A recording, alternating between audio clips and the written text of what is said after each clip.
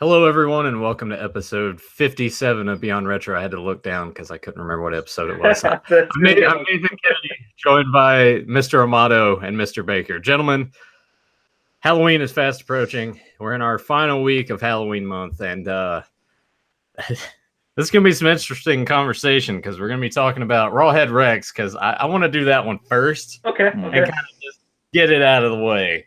And then we'll talk about a classic, in my opinion, one that I usually tend to watch every Halloween season in Pumpkinhead. But guys, how's it going? Fantastic. I was going to pass it to Tyler. I didn't know if he would say something first, but go ahead. I got nothing to say. Tyler, did you watch Rawhead Rex last night? Oh God! Did you say he did or did not? I said I did. Yes. Did you watch the whole thing? That's what I'm curious about, honestly, because if you shut it off too soon, I feel like there towards the end you missed a lot of interesting things. I made it all the way, I think, to the last 10 minutes. And okay. I said that does it, man. I just, it was one of those things I'm like, I'm going to watch this and give it a fair shot. And as I'm watching, I'm thinking, now Joe claims to be such a horror enthusiast. And he loves classic horror movies and slasher films and gore fests and stuff. And it makes me question, like, Joe liked this at any point? I'm like, even for a schlocky B movie. Well, it's the thing. Back then, all I could think of was like, why can't Mike Nelson, Crow, and Tom Servo be sitting here with me? Because this will be a gold mine of just shredding this film to pieces with. Well, this, of course, it comes from the mind of Clive Barker, so this even predates his Hellraiser. But you can tell the year before Hellraiser, though, and I'm thinking, how is it that guy, the same Clive Barker, came up with this? Well, to be fair, he is like extremely ashamed of it. Yeah, he is, but it shows his mind. He's always had these things for these kind of twisted demons from hell, as you can see from that, and then Hellraiser and stuff. And of course, this was something, I don't know if it was shot in Ireland. I actually didn't know if it was shot in Ireland or where, but I know it wasn't in the United States, so it wasn't something that really was even known much for people beyond when I told you I went to Ben's Tropical Fish for rentals, and I always looked for things that caught my eye, and that's just nasty, gross-looking box art. And of course, I'm always a sucker for horror. It probably got dumped in their backdoor dumpster or something like that, and they just threw it on the shelf, and you're the only guy that rented it. Well, no, I mean it got rented, and I was always pissed when I'd go there and there was missing the VHS thing in back of it because I would obsessively want to go up and get it, and then get something else, and a month or two later, I want to get Rawhead Rex again. I had like a thing for those weird creatures and gross looking stuff. I mean, obviously later came Pumpkinhead, but I mean, you think of the Toxic Avenger, that has a cult following, and it's kind of gross, but he's a superhero. But this one I just remember it freaked me out, and sure, the effects definitely like of the outfit. I mean, just you could say looks so damn phony at times. But he still was a freaky fucker. He was this big thing, and they had gross parts with blood and squirting, and just the one part that cracked me up is this part where he's running at. He ran up on somebody when they're all in the trailer. Remember when there was that whole insanity where everybody could see Rawhead Rex, and he ran, and you see the head is like looking up. It looks so fucking stupid, but I liked it. It was cheesy, corny fun, and I think that yes, if anybody was to look at it now, it definitely looks like God. This is something that aged horribly, unlike Pumpkinhead, which has aged beautifully. You could still look at Pumpkinhead now and say that is a gross, scary fucking movie, even for today's standards. But Rawhead Rex, no, if you were to look at it now, you're like, God, it looks so shitty, cheesy. I mean, it's almost like, I honestly believe you'd have to have grown up watching it with, like when you were younger, like me, to see it when it was first out, to kind of enjoy it. But if you were just to watch it, like how Tyler, you said it's your first time seeing it, and Nathan, I knew when you guys were going to watch it, I was like, oh, they're going to just say, this is so fucking stupid. It looks horrible. And well, all right, here's the thing. This was indeed my first time watching it. I own it on Blu-ray. I bought it on Blu-ray because I was you get the money back? Because I was just like, oh, whatever, fuck it. Mail it to Joe. Just get rid of it. Anyway, I'd actually take it. It would if you got rid of it, but no, go ahead. No. There you go. The only thing Joe would take is a copy of Rawhead Rex on Blu-ray that he didn't pay for. Now that's demonic, people. That is, it's fucking great. Right. Go ahead. All right, God so almighty. here's my, because I know by saying let's get it out of the way, it kind of gives Yeah, you the I was like, opinion. all right, thank you, Nathan. No, it kind of gives you the opinion that I outright thought it was trash, but I didn't outright think it was trash. I thought that honestly, like that first hour is just really, really boring. Like it trudges along. It's just really fucking boring, right? Almost to a point where I kind of like I dozed for about 10 minutes.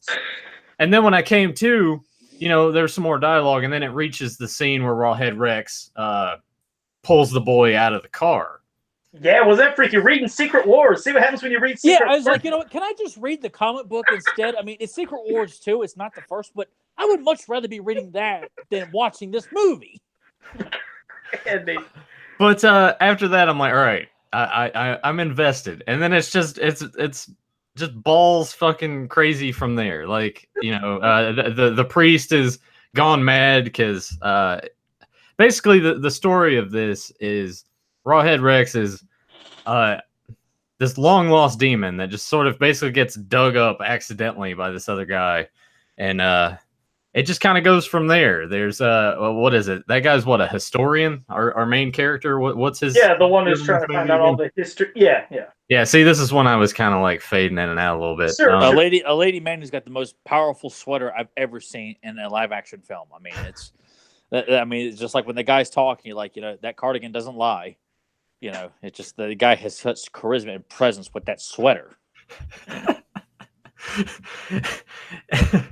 Anyway, he's there with his family, and at this point, his son gets taken away and eaten, and that's when he's just like, vengeance! Like we got to destroy this thing. And God, man, honestly, my favorite part of the whole thing is when that one priest is just like evil, and he's like, "Yes, Rawhead Rex," and everything, and then he gets down on his knees, and Rawhead Rex is right, vomits blood on his face, like, oh yeah. And then and then he opens up his shirt, and then Rawhead Rex baptizes him in his piss. That's my favorite part of the film. It's I gotta give it to anytime when I did see something back then. When a kid would get killed, whether you've seen it happening or they usually avoided it, you'd hear sound effects. It was always pretty ballsy and freaky to me to think, okay, this creature has no limits. Sometimes you can see a horror character and he's not killing a kid. You'd almost somehow still feel safe. Like, I never see Jason kill kids. So in my head, that's how I used to mentally think. Jason wouldn't kill me. And I felt safe from Jason, but something like Rawhead Rex, just knowing he pulled that little shit out of the car, and then you just heard the sounds and the gurgling, oh God, he just fucking ate and chewed up and killed that kid. That kind of freaks you out. So, I mean, I guess that's the thing that immediately would get my attention. And it has the classic people that, of course you want to see get killed. Any of the young dipshit kids and like the dumb little fucker that's in his little trailer with his brother and his girlfriend. And you can tell that they're all annoying. But when the brother and his girlfriend left that trailer and shut the door, I was like, and the kid couldn't get out, I was like, what are you talking about? It's not like you're locked inside and he's sitting there struggling with that lock. I used to hate that fucking part. I was like, just get the fuck out. But of course, Rawhead Rex might have probably killed him anyways. And then when everybody could see the monster is always another surprise, because usually somebody doesn't see him, or it's one at a time, or maybe 2 in 1. But he's there with the whole fucking, trailer park trash, if you will. Just that's not an insult to trailer park people. I'm just saying, you know what I mean. Seeing trailer park and white trash in Ireland just doesn't work. It's not something I envision seeing. Lots of trailers, like it was almost as if like that was where the actors went and changed, so they're just going to use that as set pieces too. And and I don't know. I would hope somebody could tell me, like, if there's anybody in the chat room, which hello Yanish and Toki Deathhammer, if anybody does know. I mean, I'm assuming there's trailer parks in other parts of the world, you'd think, but yeah. But all of them just surrounding and him just having a crazy fest of going after every one of them and throwing them and slashing and fighting. It was just insanity to see. But I know that yes, it doesn't have one of the most amazing stories. It doesn't have the most amazing special effects. But for me, it worked for back in the day, for when that's how some cheesy horror movies were. It worked for its time period. And yes, I understand. I know it didn't age well, unlike Pumpkinhead, which we'll get to. But I think that's why it's cool when we do this show, is where the hell do you ever hear people ever talk not much about Pumpkinhead, but let alone Rawhead Rex. But just to give it a double feature, it's definitely a twist. It's not the typical, okay, this is the last day of Halloween. I mean, our last week So of the we're going to Halloween talk month. about Rawhead Rex to close out. Exactly. It's like usually it's like people like, all right, let's talk about Elm Street. Let's talk about Friday 13th or Halloween. And we just threw them a curveball and given two movies that a lot of people maybe haven't seen. One definitely probably haven't seen. The other they've seen that I hope they still love with being Pumpkinhead. But I'll pass it back to you guys because I still enjoyed it. You know, well, I mean, it's for what it is, and all of its shortcomings. It's still enjoy. It's just that first half of that. It's just very sludgy, and I know it's building up and giving you more exposition. Here's what's going to happen, you know, but it just didn't work. That part of it didn't work for me. Now, when everything else starts happening, and you know he's biting people and limbs are getting torn off, and he's pissing on people, then I'm in. So I would say out of 5 stars, I'd probably just give it like a 2.5. Look at Tyler. He's like, I want to hear Tyler would have given a star. He probably would have given that thing a star. He's like, no, I give it -5 stars. I'm not giving it. I'm taking back 5 from it. Like, here's 5 stars for you. I'm making sure this movie is homeless. It doesn't have any money to pay for anything. You know, it's well, that's the thing about this film. Like, I appreciate, like, even though the creature is not very impressive and he's goofy as fuck, like, it doesn't look good, but they at least try to be serious with it, if that makes sense. Maybe it would have benefited more if they would have hammed it up a lot more than what they did. I think that's the point, is that the acting was, and look, you know, Nathan has kind of veered off and just made it a big to-do to watch some of the most crap you can imagine for fun. But granted, he's drinking alcohol to help calm the wounds he's inflicting upon his brain. So he's kind of immune to the pain and suffering visually, and his hearing too is intact. So we got to get you drinking, Tyler. This is going to be the key. Every time someone offers me alcohol, I tell them, look, I got acid reflux, and I made this mistake last week. And of course, it didn't happen, but it was just like drinking sour orange juice. Like, oh man, I tell you people all the time, I can't drink the stuff, and when I do, to accommodate, because you got to try, man. You can't even taste it, and I'm like, oh great, where's my pills? You know, all because everybody's like, come on, man, we're smoking in the boys' room here. So I got to try to be like the cool kids and have a sip of their horse piss. I'm like, All right, Janish, anyway. Photoshop Tyler, peer pressure, bathroom. Someone's like trying to get him to smoke weed or something. Plenty 80s shit to go from there. I'm sure. Anytime like an attractive woman offers me something I would not normally eat, I will gladly try to show I'm a man, even though I'm like, Anyway,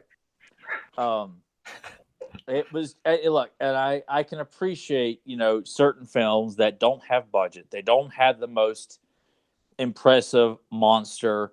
The acting, you know, because I don't want very impressionable acting from my horror movies. That's not what we watch them for.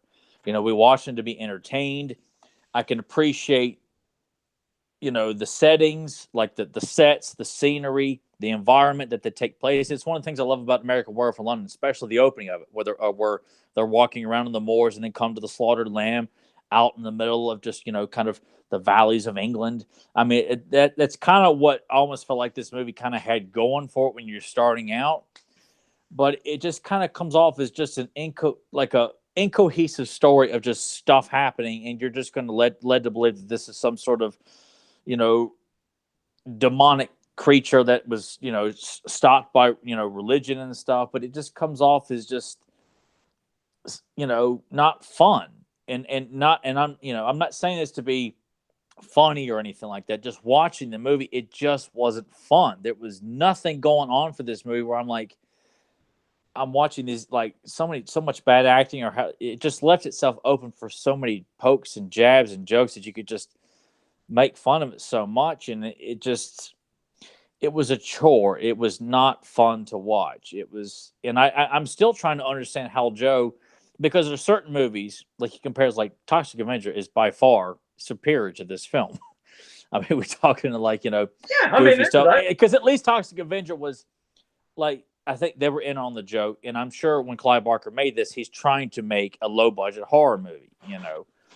And I mean, because the first time I ever saw any image of Rawhead Rex, I just thought the image was quite goofy looking. I mean, it looks like a monster that you got at Spencer's Gifts. They just put like one of those really exaggerated large rubber masks. They just put it on a guy where the mouth kind of only moves because you're trying to. It's almost like a hand puppet almost.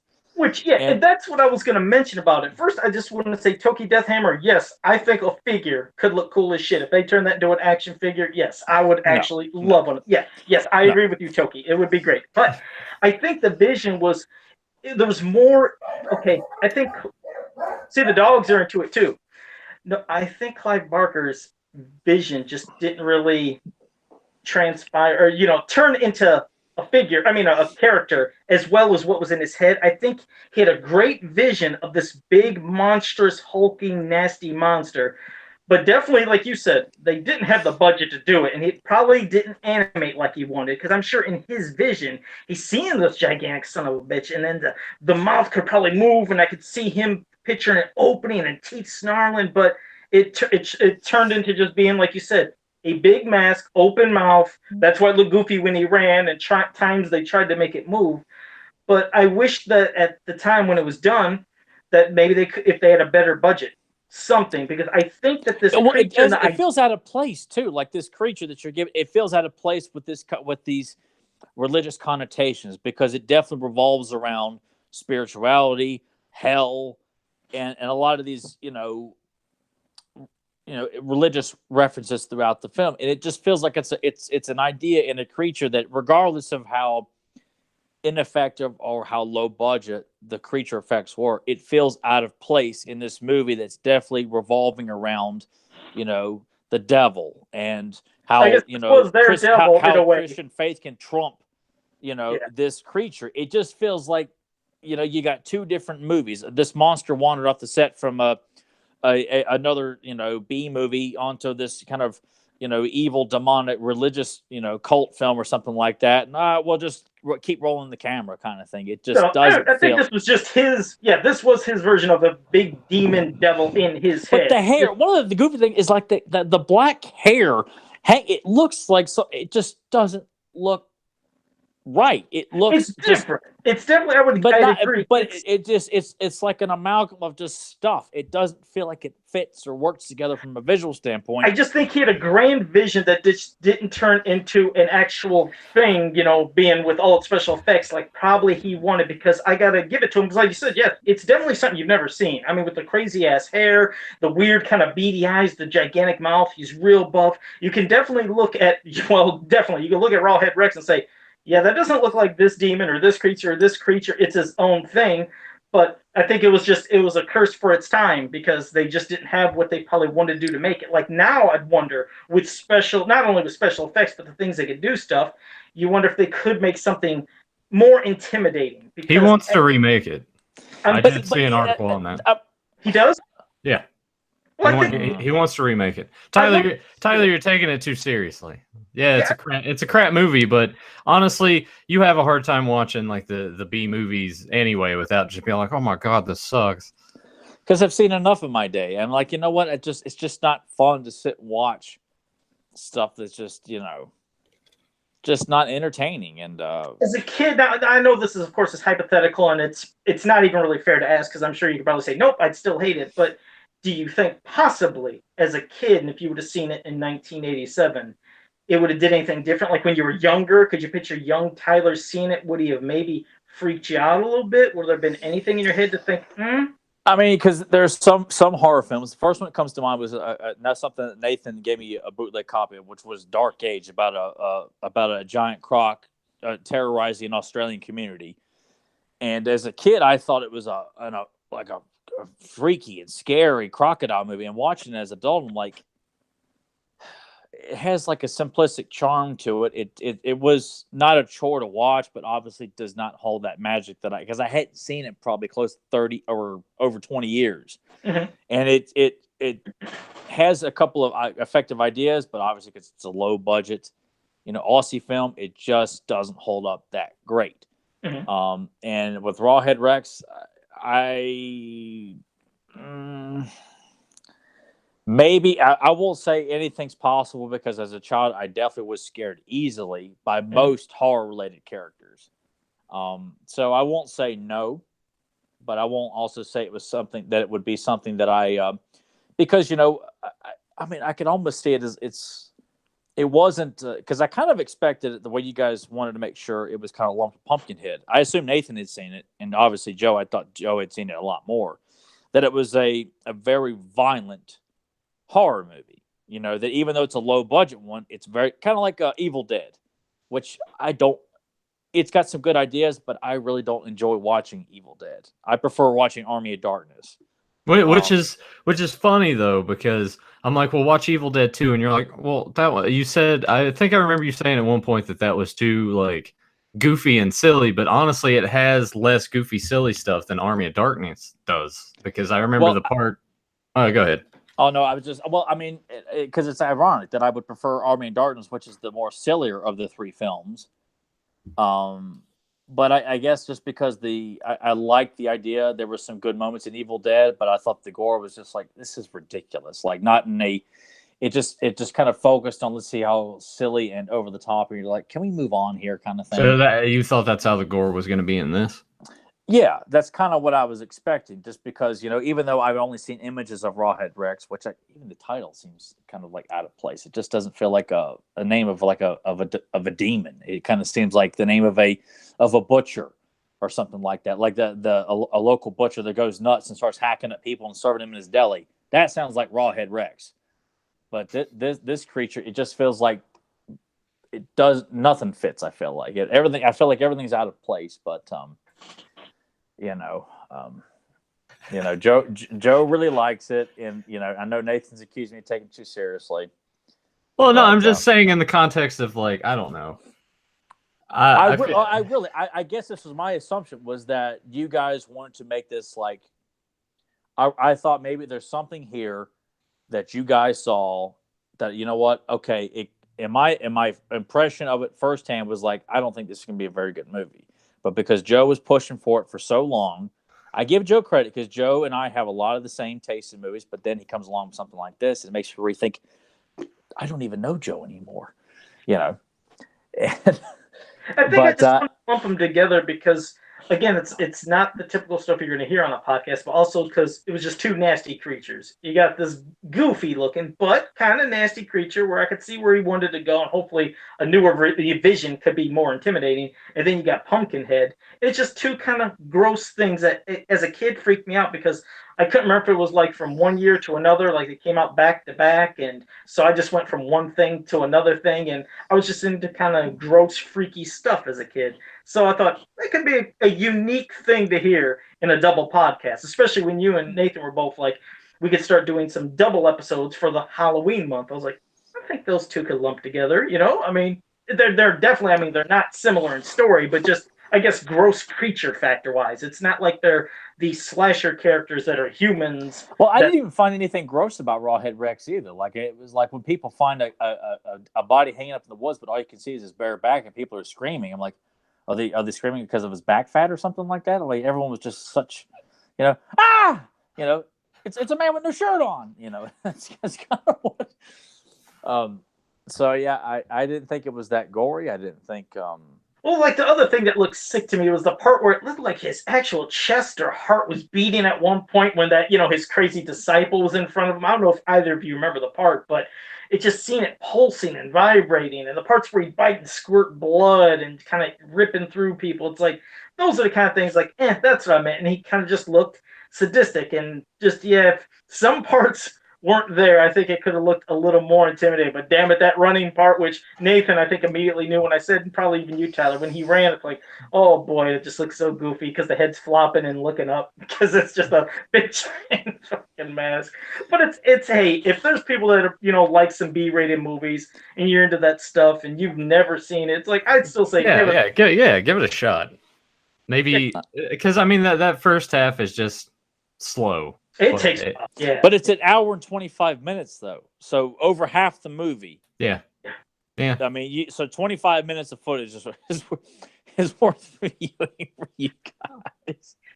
I wouldn't say like totally like absolutely worth it, but I think, and at least for me, you can't say I dozed off during part of it. I mean, that doesn't bode well to suggest people to go check it out. Yeah, but if you're into like that, and I know people that, are that realm of just like bad horror movies, I would recommend it. I think had I been told that's what to expect, and because you guys didn't say that, I was assuming like it's supposed to be a legitimate contender along with not as high as like, you know,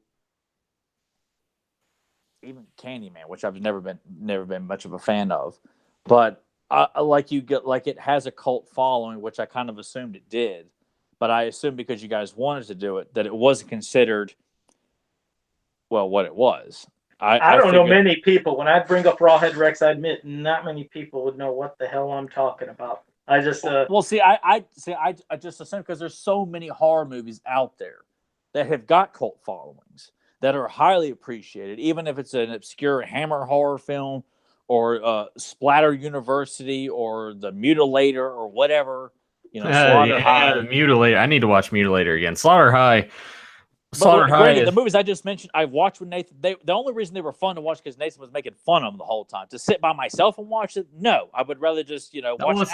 That's what I was saying earlier. Like when it comes to most of these things, like you couldn't sit by yourself and watch these. See, I could sit there and watch them and still have fun with them because I can just watch it and make fun of it to myself and just be like, this is great. But that's what I kind of had to do last night, because it just kind of got to where I was trying to insert my own, Mr. Science Theater jabs at it and stuff like that. I will say, since you brought up Slaughter High, that it sucked then and it still sucks now. There's only one funny part in it is when that couple's fucking and she's like, "Oh, dirty to me," and he's like, the tit, screw, and it's like, what?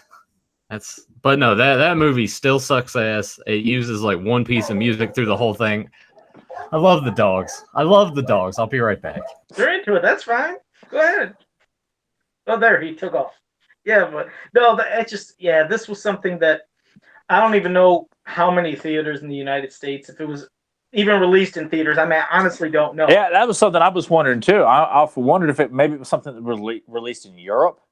Yeah, now that's the thing. I know this is, obviously something, whatever. If it was Ireland or wherever it was, I know that this is something that wasn't made in the United States, was brought here, and maybe it had a limited theatrical release, but where I live, we never seen it in the theaters. It's just my first impression was, yes, to rent that thing at Ben's Tropical Fish. So that's why probably most people don't know what the hell this movie was, and there's probably a lot of, even I think rental stores probably didn't even want to get it. I never saw it once in any of the video stores because I mean, most of my education of horror movies was seeing the box art from at Beyond Video and King Video and Showtime and Two Thumbs Up. It was looking at all the box art. I mean, there's still to this day so many horror movies I never saw, but the box art has been burned into my brain, and not once. I actually didn't see an image of Rawhead Rex till I watched someone had put together a music video of horror movies using a particular Disturbed song, and it worked, and it was just a collection of horror movie characters and clips throughout this music, and it worked very well with the music. And that was the first time I saw Rawhead Rex. And I can't remember where else I heard about it because this wasn't the first time that it had been brought up, but it was just one of those things like this must be one of those movies that has a cult following, like a lot of. And that is it. You're right. I always bring Ben's up because Ben's would always have some of the most unique things compared to anywhere I'd go. I mean, when I go to Video Connection and Blockbuster, for example, I never seen Rawhead Rex there, but I go to Ben's and it was just a treasure trove. And it's so funny because it was such a small little place. I mean, it was not a gigantic store by any means. I mean, it was nowhere to compare of a vast volume that Video Connection and Blockbuster had of how big those places were. This was like just walking into, picture this room here, maybe twice the size and length. That's how big Ben's was for when you go to the videos, and the other part was all the fish and stuff. So, but when I'd go in there, he would just have the biggest selection of all these movies. And yeah, Rawhead Rex was, that was where I first seen it. And I was just obsessed on getting that. I liked getting Deathstalker, and I liked getting Toxic Avengers, any of them. I'd go through this weird little cycle of all of them, beyond whatever else would, be new that would come out. But when there was never really nothing new. It was just go back to some of these tried and true ones that I'd always like renting. But yeah, I never seen Rawhead Rex at Video Connection or Blockbuster. So I'm kind of curious if Rawhead Rex, Tyler, if Pete Creek had that, and we just always went by it every time. I'm kind of curious if that was on the shelf.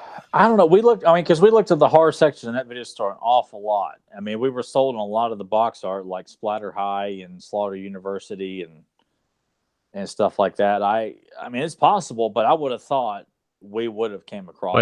Wait. Did you say?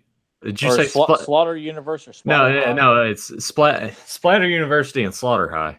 Okay. Yeah, well, you did that, and it got me confused. I was like, did I say that wrong this entire time? I don't know. I just remember they were both hilarious to watch with you because I think I do have that copy. Because one of them, I do remember seeing it beyond video a lot. I think it was Slaughter High because it has like the skeleton with the graduation cap on, holding like an apple that's going to explode.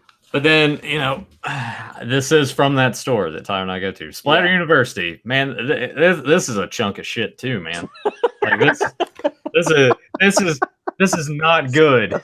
But it's fun. It's fun enough. It's better than Slaughter High for sure. But oh man. Yeah, it was like every weekend we would go and just rent the trashiest of horror movies, and we'd watch them at like 1:00 in the morning where Nathan's half asleep. His hair's all puffed out, and he's just like, "Yeah, it's a piece of shit," and just and I'm laying on the floor, just laughing hysterically in the floor because he's just tearing it apart. But I'm half asleep at the same time, so you're on that high of like you're sleepy, but everything's funny, man. And that's I think if we were to ever watch Rawhead Rex, that would have been, the way to do it. Would be watch at 2:00 in the morning where I can barely hold my eyes open, and Nathan's just. That's what I should have done. I should have went to Tyler's place last night, brought my sleeping bag, and be like, Tyler, I'm gonna get drunk. You sit here and we'll make fun of this. Yeah, that would have been so much better instead of me just. Man, I still give it a 4 out of 5. I like my I do. I still, damn it, I love it. It's cheesy, it's corny. But there's nothing wrong with that because I like movies that I know both you guys probably are not fans of or other people are not. So, I mean, in that regard, no, I think that's perfectly fine. For me, it was just, I guess I really had in my mind that it was going to be something that there's a reason why Joe really likes this movie. And because I was not told it was a silly, schlocky B movie, monster movie, I felt like I was blindsided by what the hell is this? You know what I gotta mention real quick about some other movies, some that were good, then it just got bad to me. I love the first Sleepaway Camp. Just love. Oh yeah, I like that too. Yeah, I love it, and it worked for what it was. Then here came part 2 with this other person doing Angela, and I couldn't stand whoever the actress was. Yeah, Bruce Springsteen's sister. Yeah, and then it seemed too, quirky, funny, goofy. It's like the kills you couldn't take serious because she's right there. It's just, I hate it. And I also hated the misleading box art where they seen, the Jason Mask, the Freddy. Yeah. Oh, it's like, oh, and then that pissed me off. I love all 3 of those films. Tyler and I actually sat down and watched all 3 together when I bought the box set on DVD, and that was awesome. And I was afraid to go downstairs after watching Angela's reveal at the end. I'm like, I ain't going downstairs, man. That always some naked dude with Angela's face going. I'm like, oh God, was man, creepier and shit. I remember I hated that part. It's still weird to watch. It is. It's a fun, silly B movie, but that ending is just. It's spookier and shit. That gives you chills. And if you're watching that when it's dark, and if you're by yourself and you seen that, we watched it at night in the dark too. That's why I was like, I ain't going downstairs to get a bottle of water. Nathan, you'll get it. All right, sure, whatever. I wish 2 and 3 could have had that same good feel as the first one. I mean, they're still good, fun for being, corny little B movies, but they weren't definitely like the first one, which is know what? Damn it, that's probably what we should have done in the grand scheme of things, even though I liked Rawhead Rex and Joe likes it a lot. We should have done Sleepaway Camp instead. Well, we know what we're doing next year. I mean, just put that down. That's the thing, too. It doesn't even have to be October for us to talk about that. We can do it at any time, especially... because Tyler and I always love that part where this group of kids are together, and one of the friends just gives them his blonde mullet, his pink shirt, and his Dockers, and his dress shoes, and just walks by and go. I mean, what the most I'm such a tough guy face. I mean, with a part in his hair that you could file papers in, I mean, everything in that movie is just so laughable. You just have a great time. You know, even though some of it's just kind of makes you feel nauseous watching some of it, but 95% of the film is just fun because the acting is just, it's. Well, I'm kind of curious now if Tyler were to watch it by himself without me there, if he'd be like, you know what, this movie sucks now. No. I watched it by myself plenty of times. Yeah. All right. I didn't know if maybe your opinion just like. No. I bought it a while back and I have watched it, and no, it's still fun to watch. It's just, there's a couple of moments that are just kind of just weird, aside from the ending. But overall, it's a blast to watch. It's fun. I love how goofy have to do an episode. Yeah, we're gonna have to do an episode for that. We'll have to save her for that. But we're gonna redeem everything now. Even though, like I said, I still love Rawhead Rex. Tyler, my God, would probably say it's an abomination. Nathan thinks, pretty cool. But now we get to something from Stan Winston and his damn Pumpkinhead. Well, all of my stars come from where he just like baptizes him with his piss. That was like for me. I was like, all right, yeah. Otherwise, it would have nothing. But no, now we can get to something, like I said, I'm assuming all of us would love. Yes. And hopefully everybody in the chat room, that's Pumpkinhead. And Stan Winston, my God, created one nasty bitch with this. Go ahead. Whoever wants to start. But well, I mean, and he directed it as well. This is based off of a poem. Back when Hollywood didn't want to remake everything, and they took chances, and they're like, you know what? Here's this poem. Okay. Let's make a movie out of it. And here we go. This is, I probably saw this later than everybody here. I saw it it's either 98 or 99. About 10 years after its release, huh? Yeah. One of the guys that we were all friends with, we were over at his house, and he's like, have you seen Pumpkinhead? I was like, no. He's like, oh, you got to watch it. And popped it in and just immediately fell in love with it. It's just it's a simple story. I mean, obviously, or just what it's based off of, there's not really, too much you can stray away from, but it does a fantastic job of setting up. Here's Lance, here's his son. They have like this good bond, and here come these asshole kids. And it kind of starts off, we kind of get the story of the monster at the beginning anyway, but I don't even know where I'm rambling. Seen it when he was a kid, right? Didn't Ed see that when yes. he was Oh, Ed Holly. yeah. But shit, man, like I'll ask this question before we even start really digging into the story. If the monster hadn't been as impressive as it was, do you think this entire movie would have fallen apart in your eyes? No. Not at all? Nope. Like even if the monster sucked, do you still think the movie as a whole would have been? Well, that's a tricky thing. I mean, again, it has a great story, but as we know with stories, if it can't be shown in a good light and be acted out properly, it could still look funky. Like, I mean, for an example, if it would have had Rawhead Rex type of effects and that would have been the creature, that could have took you out of the moment of this serious ass cool story. But yeah, the pumpkin, thank God he did look how he did, because he was believable. That looked like a believable, damn fucking nasty creature that really came to life. And you got to give all the praise to the effects studio for Stan Winston Studios and all them to make that and make it look so believable. Which, in contrast, when we talked about when they finally made, what was it, part 3 and 4 years and years later, and they used special effects and computers, and they're all trying to capitalize on the CGI type stuff at times. And when you see Pumpkinhead jump off a barn and land, I was like, oh God, it looks so phony. Yeah. I will take that one from 1988 any day of the week over this crap.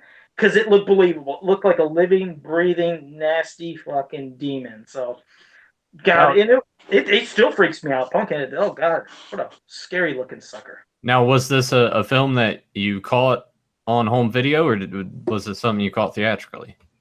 This one, unfortunately, I didn't see at the theaters. I'm kind of curious. Did that even have a wide opening? I'll be honest. I don't know. I just know it was one I rented the hell out of, and then they would show it on TV a lot. But yeah, Pumpkinhead was rented quite a bit. I mean, from Ben's.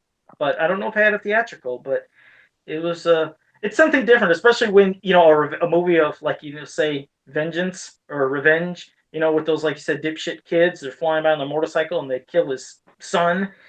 and he wants that revenge and finds out about this witch kind of woman within the woods, and the whole thing with the blood, need the blood of the son, the blood of the father, and him having to dig up this thing that he knows nothing of, and then in essence brings Pumpkinhead to life. It's like a demon of vengeance that'll kill, you know, it's taking vengeance to kill all the people that basically would, until it gets to the main person.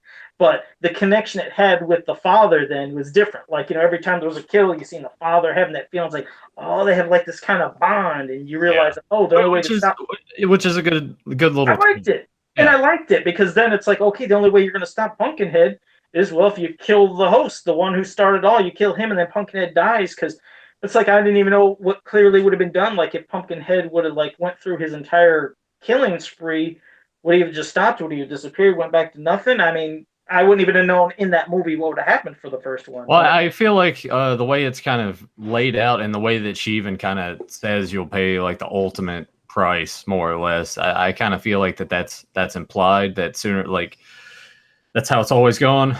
That once that connection's been established, it's usually that person just like, all right, they kill themselves, more or less. Or either that, or I imagine maybe like Pumpkinhead would just like kill them, and then they both just kind of die. Didn't Pumpkinhead start like the characteristics of the face started changing? Yes, the end? There at the end, it started to look more like him. And real quick before we get into it, because we were kind of wondering, it was given a limited release theatrically, January '89. So yeah, that pretty much explains. It only made 4.3 million. So. Oh, it was. Oh, okay, that's different. I didn't know that it was released. It didn't tell me like how many theaters it opened to, but it did get some form of release. So. Okay. Well, go ahead, Tyler. Some of your thoughts on Pumpkinhead. I didn't see it till probably not too far before Nathan did. Just because it was something that I would see at nighttime video, and the box art I thought was quite creepy, but I didn't know anything about it. Which box art did you get? The one where he's in the it's like the painting of Pumpkinhead, kind of like standing up. Yeah. Okay. Yeah, and I just didn't know what it was, other than it was a horror movie. It looked pretty creepy to me. And then my mom and Papa had a copy of it at their house, and they live in the woods, and my mom still lives in the house to this day. And we were, me and my dad and my brother were staying the night there, and they had it, and we decided to watch it. And it's a small house out in the woods. So all you are is surrounded by woods. And it's, like I said, I go up there right now. It's a small house still surrounded by woods all over, almost like you could go up there and film a horror movie up there right now. And I thought I was having fun with it. And then we get to the haggis part. And that's what scared the hell out of me when I was more scared of Haggis the witch than anything else in the movie, because I mean, she's creepy and very effective. Very. And as an adult, I relish just how good the set was for her, the exterior of her house up there in like a mountain swamp. And then you go inside the house, it's all lit with orange from the fire, but just how the scene was shot. It's just like you're walking into the house of hell, because it's all fire. I mean, from the colors and everything, the color scheme, like you're going to make a deal with the devil. And it was knowing that the woman that was playing that was wearing makeup, but she has a very raspy voice. And you watching like the Shout Factory documentary, it's kind of starting to look how Haggis looked at that time, because she's aged a lot. But she did such a fantastic job with her demeanor. And clearly is someone that you do not want to mess with, that she's left all alone.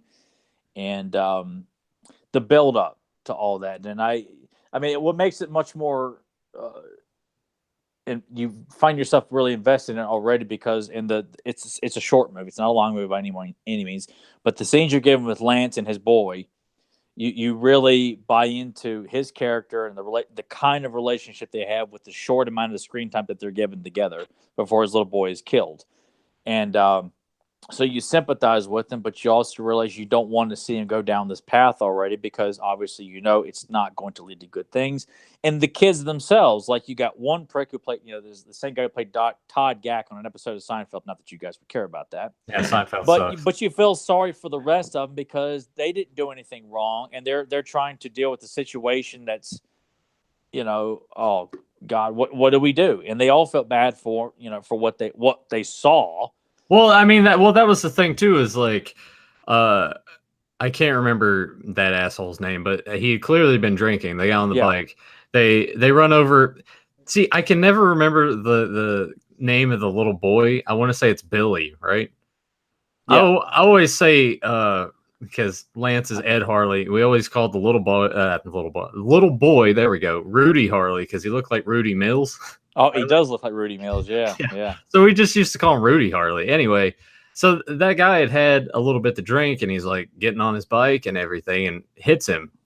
Everyone else is like, "Hey, we gotta stay here when he comes to medical attention, whatever." And he's like, "Oh, I can't get in trouble again," because he had already had some run-ins with the law. So that's when that sort of sets him off, because he's kind of like really fucking crazy. Because after they do that, they go back to the cabin, and then he like smacks the one chick around, locks the other two in the closet because he just doesn't want to be, because he's an aspiring motocross guy, so he's like on the brink of being super famous or something in his eyes. And guys like that have always got like the hottest girl in the movie. Like, you know, it's like, dude, how's a beautiful woman like that just get, you know, linked up with some idiot like that? Must have a big dinger. Or so he thinks. You know, but it's you really get invested in all these characters, and then you feel bad for all of them. You know, it's even when Ed makes the deal and uncovers Pumpkinhead, brings the body up, and you know, he's envisioning Billy waking up and saying, "What'd you do, Daddy?" Yeah, that was effective. And I remember that's what Lance said sold him on the script, that he had like such an emotional like breakdown when he, like, it gave him chills when he read that in the script. He said, "That's why I had to do this movie, was because that one scene," and it makes a lot of sense. You don't get those kind of emotional elements in something that's considered just kind of a run-of-the-mills horror movie, but you do feel bad for the teenagers. You feel bad for Ed Harley. And then when you're the build-up of this local legend that's going on with, you know, the Mountain family that come down, and when he goes up, there's a shitload of those guys, because you have like the brothers and sisters there that pull up to Ed's general store, but then when Flower being the father there. Yeah, but when, you know, after Billy's killed and Ed wants to find the answers because he thinks that he can get vengeance and bring it back and all this stuff, that when he goes to visit, you know, the dad's immediately like, "I'm not going to tell you where it's at," but then his son. But it's just when he's traveling down that road, I see so many other people there. I'm like, is this like a little community here? Yeah. Is that just how big the family is? I often kind of felt like it's probably like all immediate. I mean, I guess I think it's really a lot of inbreeding. Yeah, there's a lot of inbreeding. It's like all 500. Joe immediately wants to, not that just the dirt poor, you know, salty. No, they're all sleeping. Well, because I'm kind of thinking about this too, because once Billy's injured and hit, like, there's no urgency for Ed to like go to a hospital. So I'm assuming that there's not really hospitals in this area. Like, it's that rural that there's just nothing there. Like, they may have a doctor, but not really.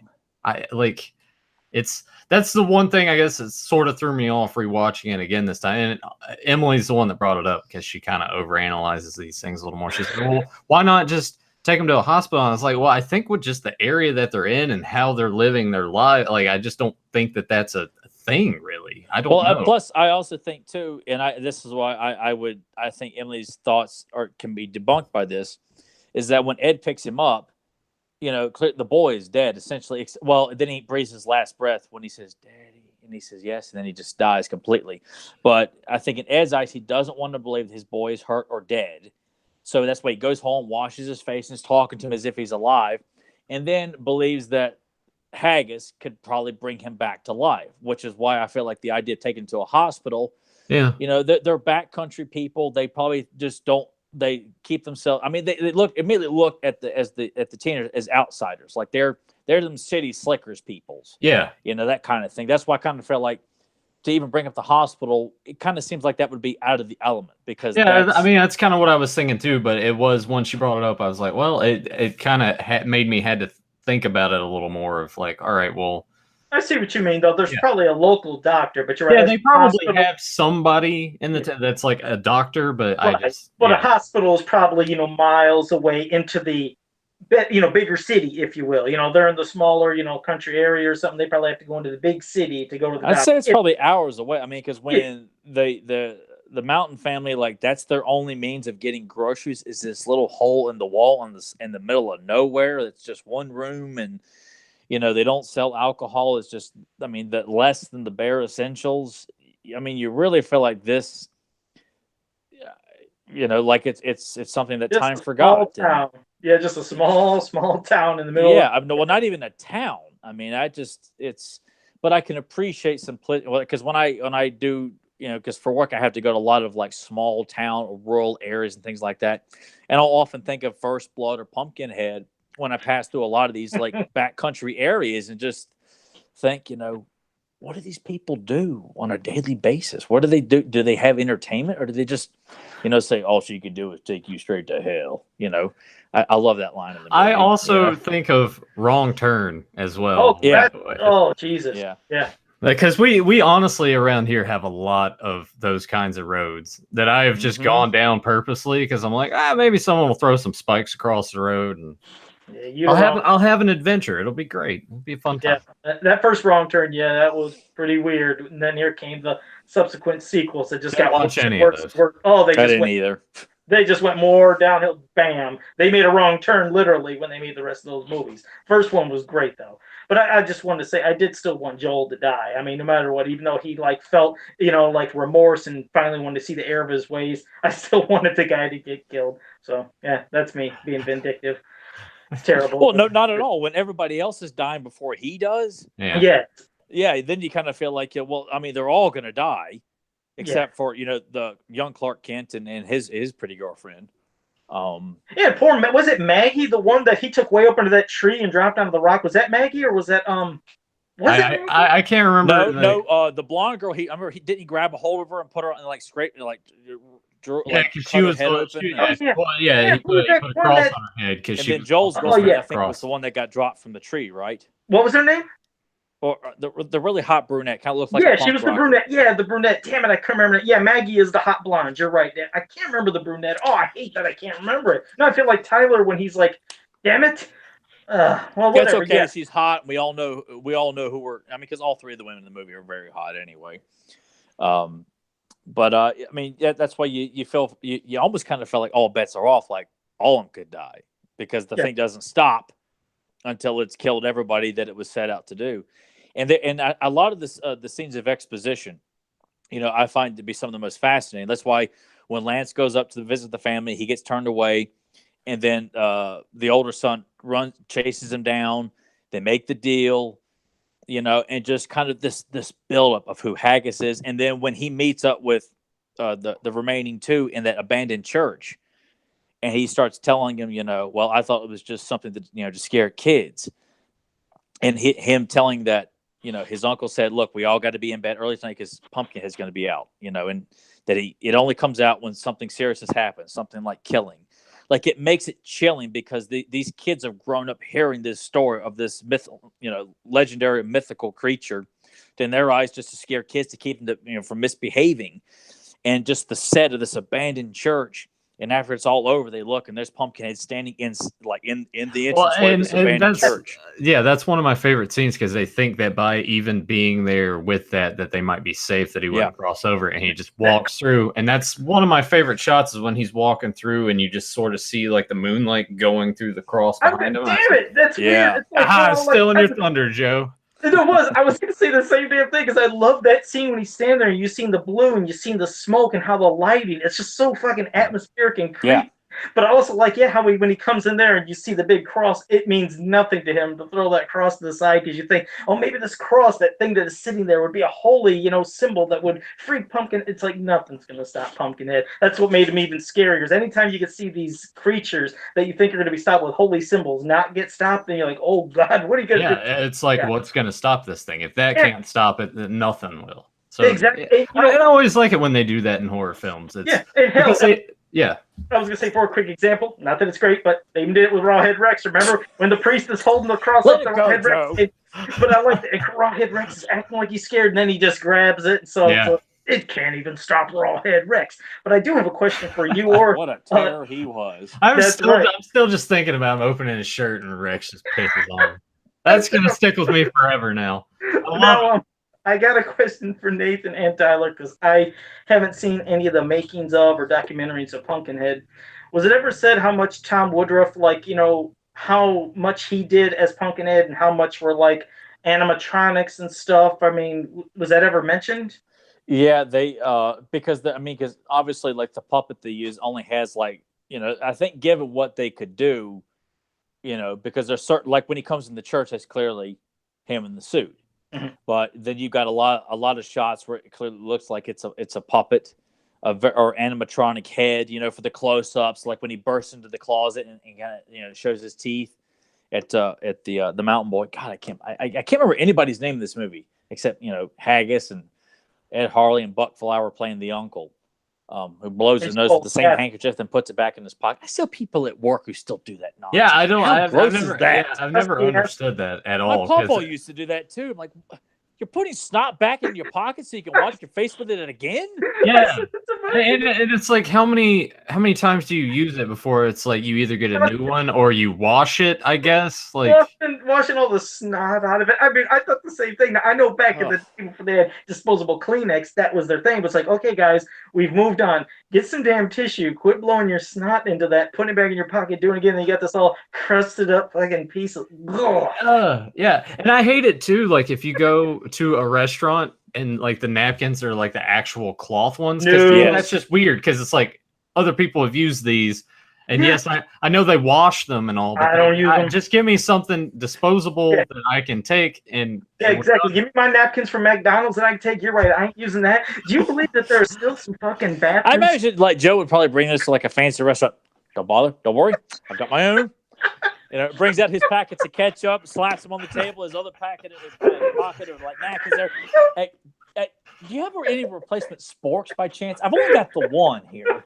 Oh, Mitch. I probably could do that.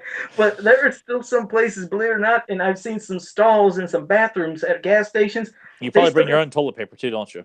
No. Or do you steal those too? How some have disposable. I mean, the paper towels. Some have the air dryers, but some still have that goofy ass rolling cloth thing where you can wipe and then roll it. Do you guys still see those? That is disgusting that they still have those.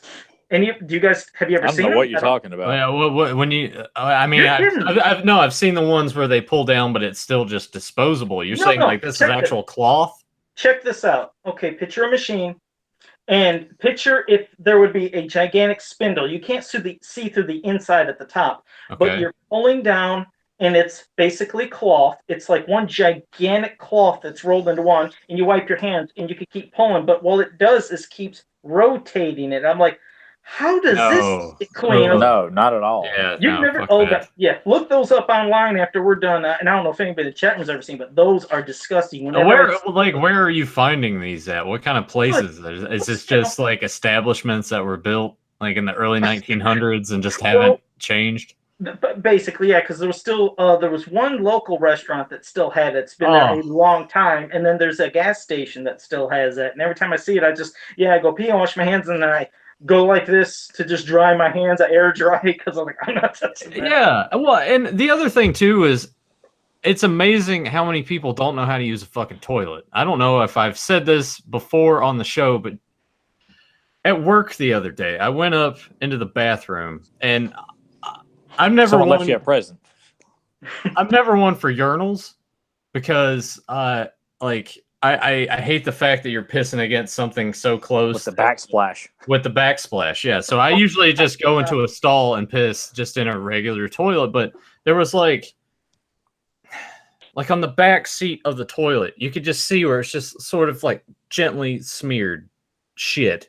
And I'm like, how does it happen? Does the person just like lift and back up and they're just like, oh yeah, that's better. And then when they shit, it just like goes like that across their ass in the seat, like, oh, that's gross. Are they? And you know what? It may be a situation too where there might be people that are just too big, and that happens. But people are savages, man. And I've seen them like go in there, take a piss, and don't wash their hands. And to me, that is I hate that. I hate that. wash your fucking hands, please, because you're going to be touching shit that everyone else is going to be touching, and I don't want to touch things that your dick hands have been on. Yeah, it's gross. Like, thanks for sharing your ball sweat with the rest of us there. It's gross. People don't think ahead. You're right. People are disgusting to walk into a bathroom, shit, piss, whatever, and then leave and not wash their hands. I hate seeing that because then what do? They walk right out and then they go to the grocery store and grab the carts. That's why those sanitary napkins you can grab or whatever to wipe down the grocery carts.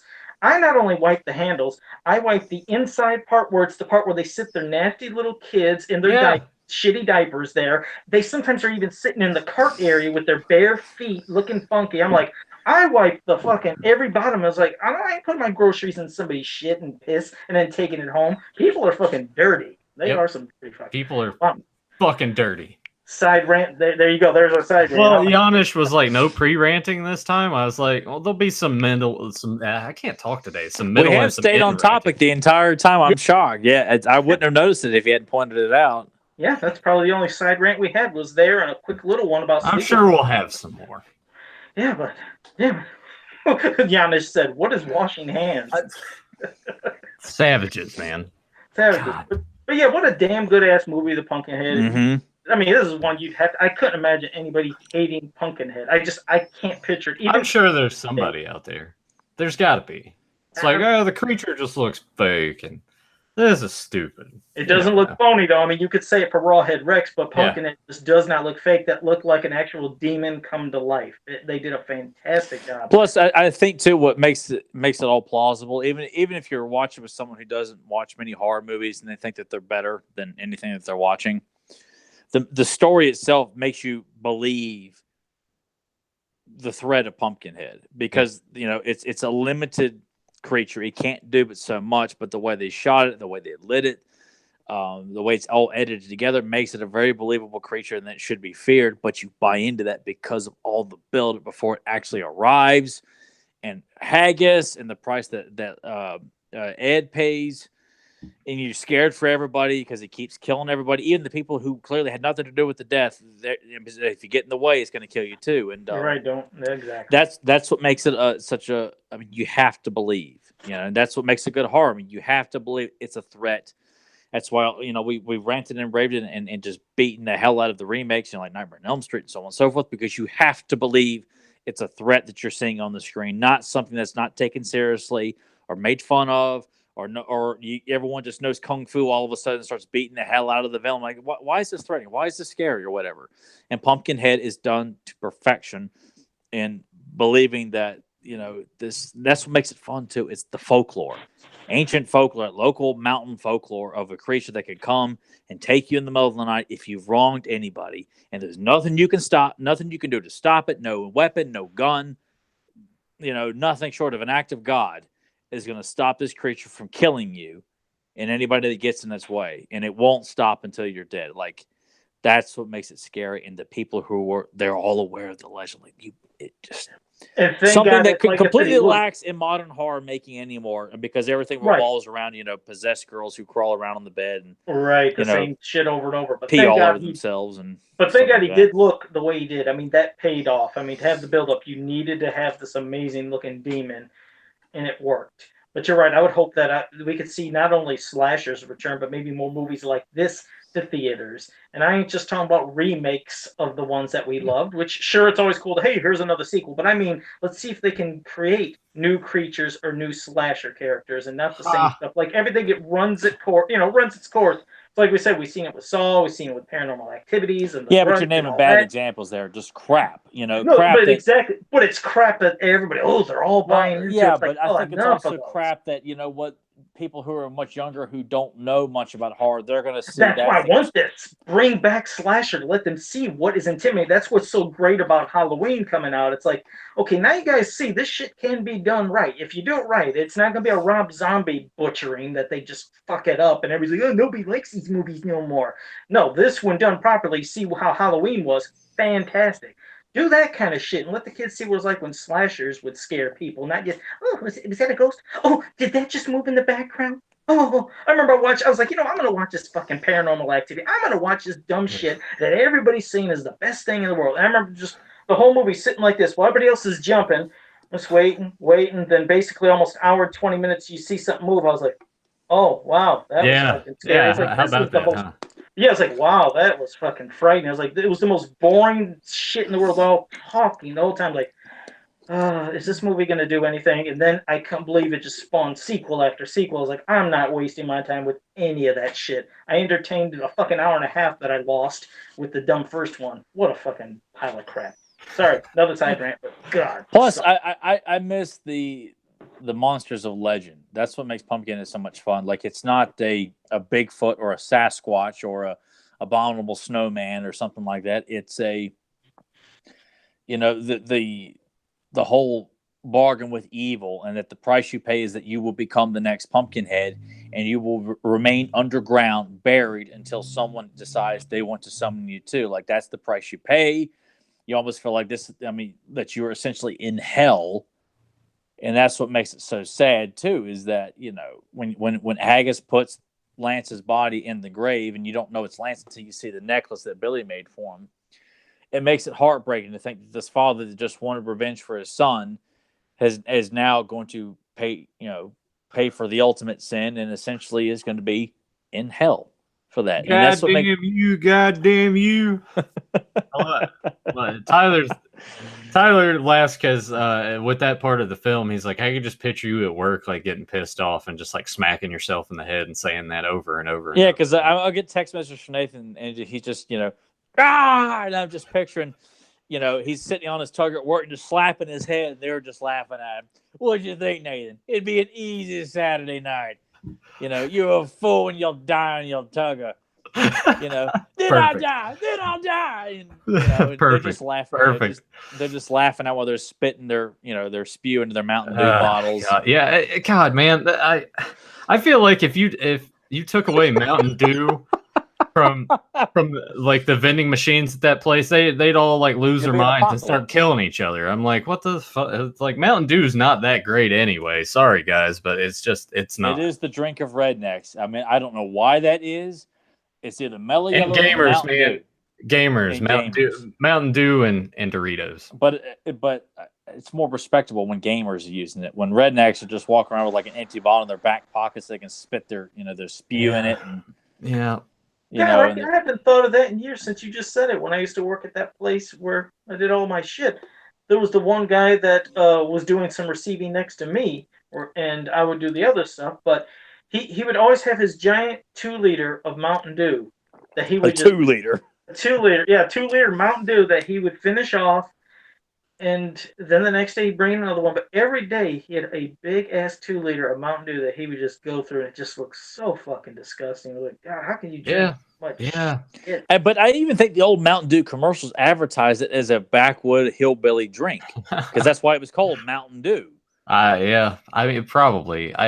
And no offense to anyone out there that's like into that sort of culture and everything, but Tyler and I have just grown up around it our entire lives, and there's so many people our age in high school that honestly would switch back and forth between shit. They'd be like, "Oh man, Eminem's cool," and you'd see them change how they looked, and then they're like, "Oh, you know what? I'm gonna wear my Carhartt jacket, and I got to make sure I got my dip in my mouth." And the can of skull somewhere in their jeans that's sticking out is protrusive as a massive tumor on your neck. Yeah, and it got annoying when we were younger, and it's still annoying now because I see a lot of that where I work. And when people watch this stuff and they see movies like Deliverance or Wrong Turn or Pumpkinhead, it's not fake when you see people who act that way or think that way or behave that way. Yeah. Because it still goes on to this day. So it's not stereotyping people in the South. It's not saying everybody in the South. Yeah, clearly not, because Tyler and I are right here to be like, that's not us. I'm living filled up with movies and superheroes and comics and toys and movie posters and stuff around, Legends of NASCAR series and stuff like that. Oh my God, we'd go see some high school football. So you're like the black sheep of this community. Wait! I actually one of the ladies at work was like, "Hey, Nathan." I was like, "Yeah." She was like, "The Cougars are up 42-7." I was like, "I don't give a shit. Like, I don't care." Which is where we went to high school with, and man, people would turn out to those Cougar games as if it was watching the Super Bowl. Yeah, and it's high school football, people. Yeah, and we mainly went just to walk around and just like I went hang to go out try together. to talk to girls and Nathan make fun of people, so that was all we did. Yeah, they're locals. Hey, I wanted to say hello first, real quick, to Eric Avon in the chat room, and also all we had to do was bring up soda, and it brought him out. He's like, Surge. Well, the thing is, I'm not going to bring up what he said to me, but he just wanted to let you know that he kind of, in messages on Facebook, experienced like some shit how you guys do when you went to see Halloween, but he experienced something where he got kicked out. So I just want to say, hope he didn't get kicked out for talking too much. No. Well, just something happened. I mean, he probably pulled an Ed Harley, like, then I'll die. If he felt like typing what happened in the chat, he can't. Otherwise, I won't say it. Yeah, if you don't want to divulge it on the podcast for Joe to say, just give the okay for Joe to message us after the show to let us know what went down, because my interest is piqued. Yeah, I mean, and our buddies Matt and Jordan they had to get a cop involved when they saw Halloween open night because of 4 or 5 middle-aged women that were very attractive but would not shut up when they went to the movie so much that it just started a big fight. Jesus. So it's becoming epidemic. Yeah, it really is. It really is, because you know what? We're starting a resistance. We will not tolerate this anymore. So people have gotten away with it for so long. Now they're like, well, I never. I mean, the nerve of that guy to tell me to be quiet while he paid for this movie here. I'm back here talking about my latest bowel movement and how I'm really bleeding down here. And he's interrupting my conversation because of that stuff that we're watching. That stuff that's going on in front of us. Yeah, where it doesn't matter. I'm bleeding down here. I don't know if you guys... I don't even know if this happens for regular movies, but remember I told you I used to win a lot of pre-screening tickets to movies in advance. Oh, yes. We all know about when you went and saw, you got mail and you got a T-shirt from it. Yeah. No, not that. But leading up to this is when you were in line, and you know me, I don't have a cell phone, don't carry a cell phone, and I never did back then. But before you went do you still have like a phone with like the dial on there? A rotary phone? Yeah, what Joe has. Right on. Or do you have to like hold it up and like crank it up? Actually, you know what? Joe and I talked about this on our bullshit thing before last week's episode. He does have one of those in his house, and it's actually kind of smart because when the power goes out, that is the one phone that will work in your house. So so I have that as a backup. But when we'd be in line at the theaters, and since this is 3 or 4 days before the actual movie's release date, they would always say, okay, if anybody has cell phones, put them out in this bag right here, and you get them after the movie, because they didn't want anybody going in there using a recording device to record the movie or to do anything to illegally get stuff days in advance, and people would put it in there. I just wonder what people would think of that nowadays if they actually said, okay, you can't go into the theater with your phones. If you have it, put it in a bag and you get after I think that'd be great if they say, we can't let you in the theater if you have a cell phone on you. Yeah. Like, that's it. That is something along with your ticket. We need your ticket. And if you have a cell phone, you need to go back to your car and put your cell phone away, because we're not allowing people to bring stuff. Because what do you need it in there for? Exactly. It shouldn't be on the phone or doing anything anyways. It's only that's also like, that's going to stop one thing, but that's still not going to stop them from being an asshole and talking too loud. Well, that's when we have to act on our own. Well, that's the thing too. Like, there used to be ushers that would come through there frequently or would just be there the entire time years ago. Like, what the fuck? Like, bring that back. Yeah, they'd actually have a light. They'd say, hey, keep it down. But you never want. They do their walk so they can go take their smoke breaker. Because most of them now are just kids between the ages probably like 17 and 23. So they're just like, they're there. It's like, all right, yeah, this sucks. I could be like getting a blowjob right now, but I'm working today. Yeah, a little paycheck for them. Yeah, so they don't give a shit. They need to put people in there that actually fucking care about people actually going and having a good experience and not having to worry about, well, is this asshole going to talk? Is he going to kind of ruin the film? I'm going to tell him shut the fuck up. That's why, unfortunately, when I go to the movies now, I go to the first early showing, like, of the day, because most people are at work or at school. And we thought we'd be smart in doing that too. Unfortunately, me and Nathan.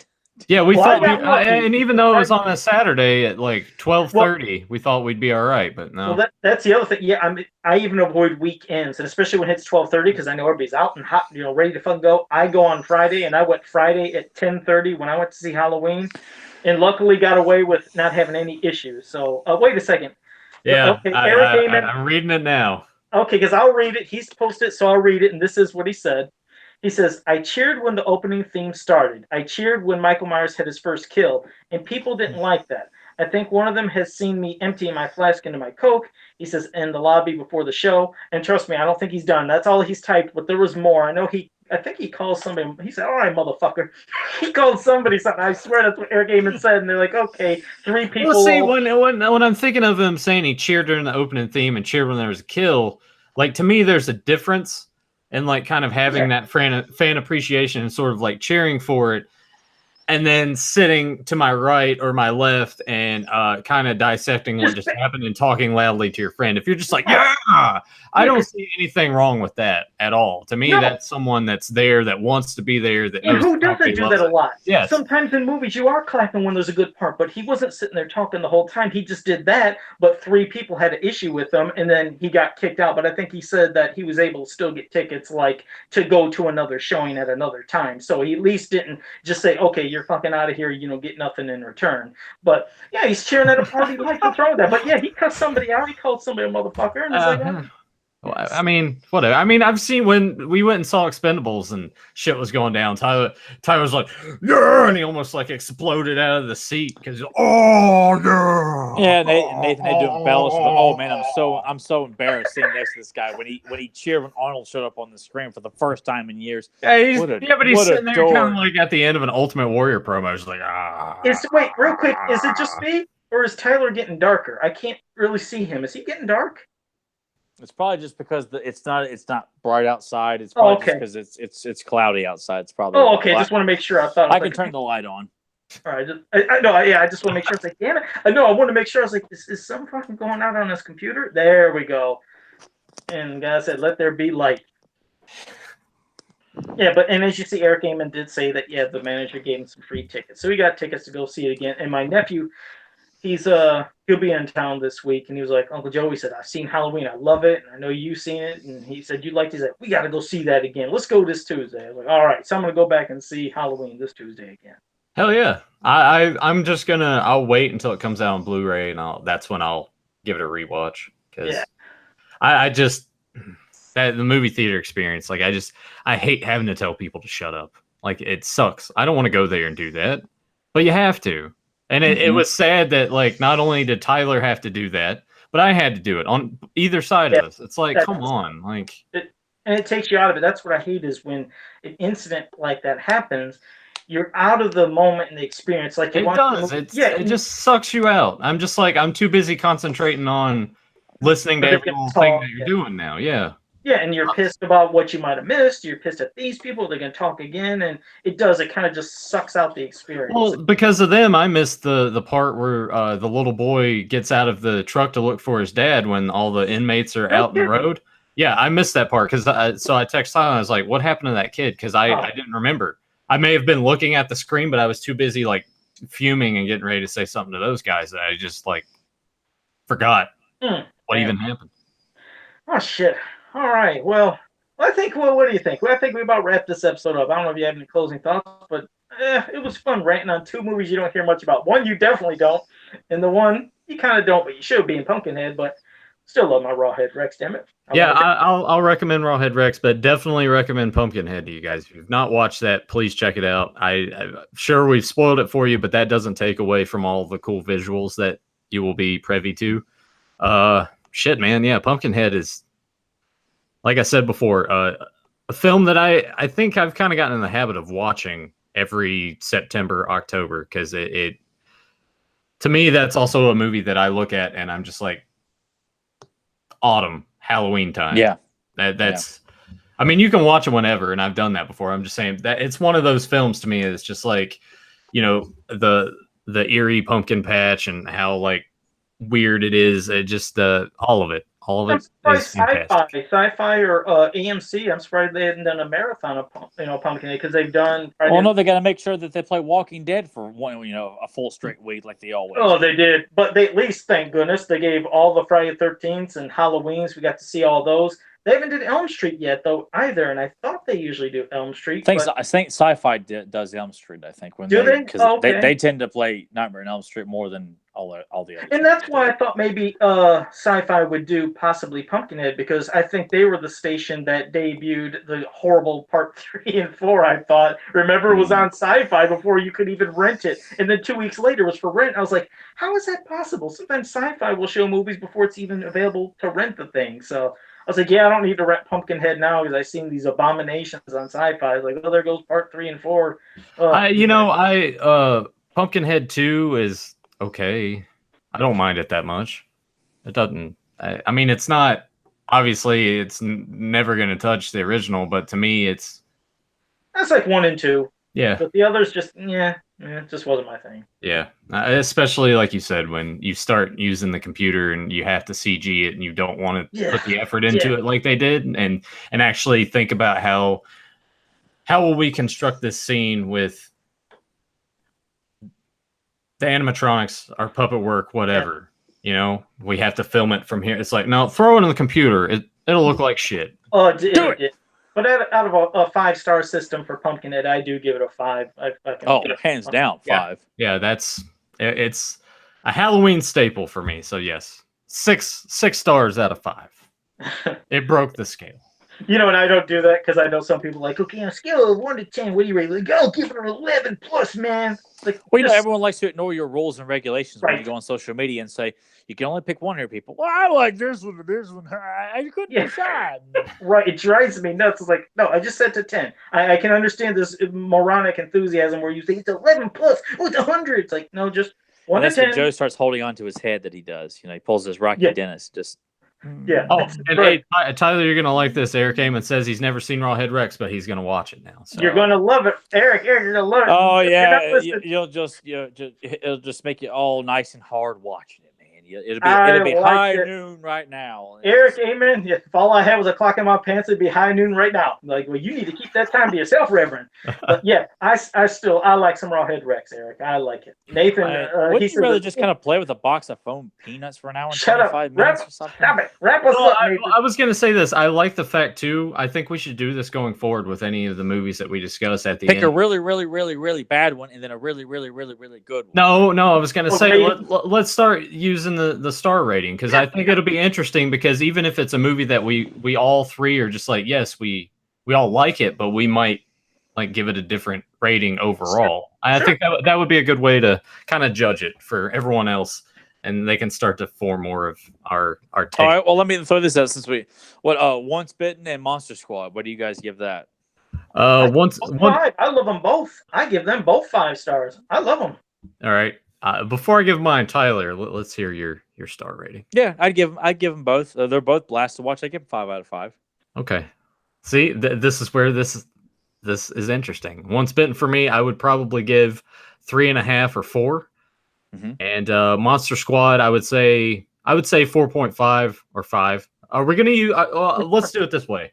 Do you guys want to do 0.5s with that? Because I feel like that kind of does sort of separate a little bit instead of just being like 1, 2, 3, 4, 5 star or whatever. Yeah, because they do actually have 3.5 star ratings. Well, 3 sounds more prominent. 3, 4, and 5.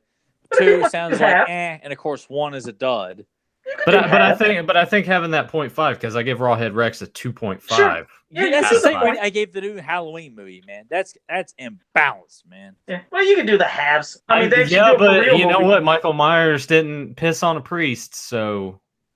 But you were just as upset about the part that bothered me too. Everybody was. Like, I talked to Jordan about that too. Nobody can say they like that scene of the professor.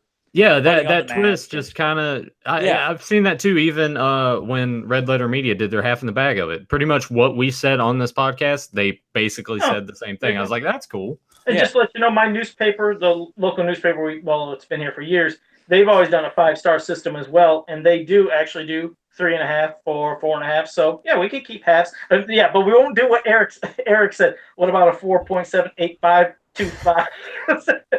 No, won't do that. We ain't gonna do that. That's the thing I used to hate. I don't know if it was was it Ultra Game Players?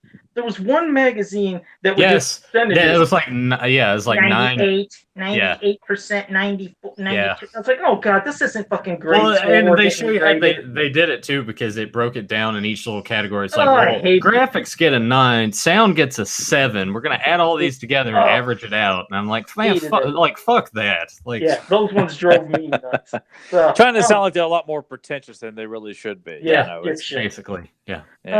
Well, why don't you wrap us up, Nathan? Tell everybody what to do so we can get people subscribing here, liking and sharing, ringing that bell, and all that shit. You go ahead and tell them. You're already going into it and telling them that. But if you guys are new to the channel, hit subscribe, ring the bell so you get notified when we go live or a new video is posted. Check the links down below, BeyondRetroPodcast.com. It'll take you to Pop Culture Network's page for Beyond Retro.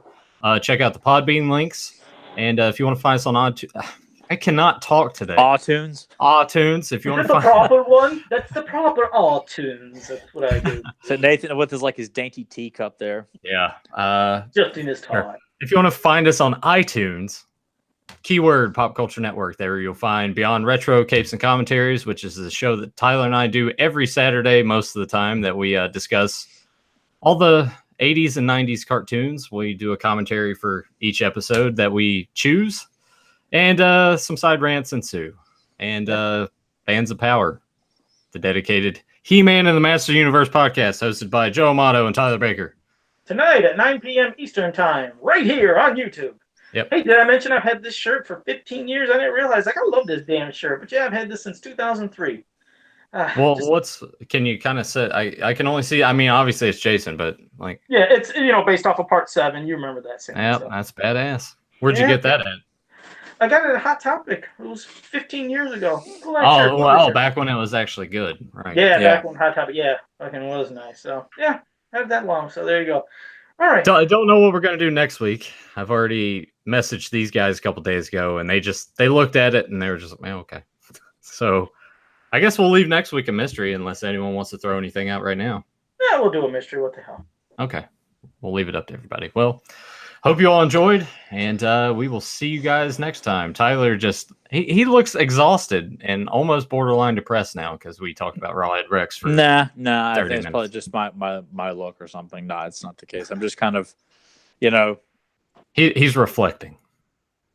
I'm just kind of in what's the lax mode, I guess. I'm just kind of he's chill. Free. He's chill. Yeah.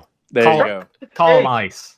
And I also think I'm starting to think Eric Amon. I think Eric Amon might be a troublemaker. He said he was once banned from Hot Topic, so damn it, he might be a troublemaker. Damn, he's getting thrown out of theaters and all sorts of shit. Eric, man, what are you doing, man?